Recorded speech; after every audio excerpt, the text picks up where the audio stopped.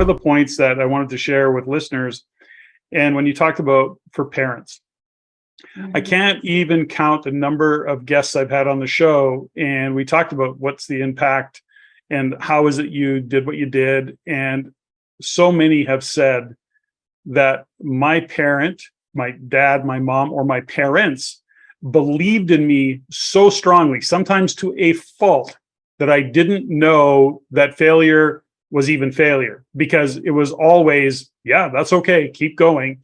And it was that the belief they had in themselves driven by what their parents and how they were raised. And so having, parents educate themselves to how they can be that influence, give them some tools, I think is just really powerful, in the context of shaping and supporting our kids and being the best they can be, and, really rising to the top in whatever they take on. Yeah, I mean, I think parents and teachers, particularly when you're looking at girls, young women in particularly at junior high school level, there's so much that you can influence at that time. And there's a simple concept in my book that I wish I had gotten earlier in my career, and it's about choosing courage over confidence. And I think that there has been way too much focus on cultivating confidence in girls and young women. But the majority of the senior level women I've interviewed or researched who have really been bold and brilliant, they do not show up confidently every day. And so when I was interviewing them, I was thinking, well, confidence is not a prerequisite for success. What is? And what I realized was they showed up courageously, even in the absence of confidence, even in the face of self-doubt. And then that's really the key to success. So I did a study and I looked at what would you prefer with most women and men, confidence or courage? And most said confidence. And so I did this whole book. It's if we're seeking the elusive feeling of confidence, it's very black and white. It can be very fleeting. And we're waiting to feel confident before we write a book, do a podcast, get up in front. We'll never do anything.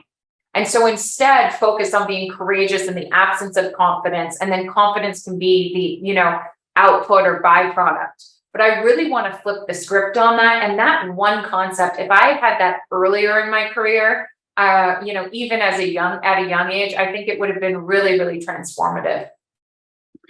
I don't know where I came to the quote, but the quote that I often use is confidence is rarely owned. It's almost always borrowed. And when there is the absence of confidence, it means who can I borrow my confidence from? Which means no one is there.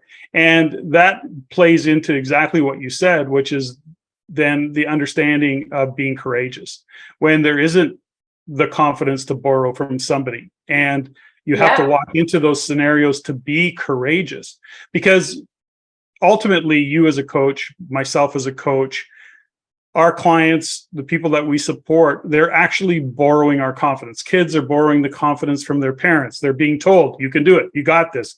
Move forward. Take one step at a time. All of the language that's used, it's borrowed confidence. But sometimes it's just not there. You're up against something that takes courage. And that really is the true test, is can you be courageous? Do you have the tools? Have you developed the skills to understand where you have to step in and be courageous? So I love that concept. And what you shared there was really kind of shone a light on the gap as, confidence is often borrowed, most often. But what if it's not there?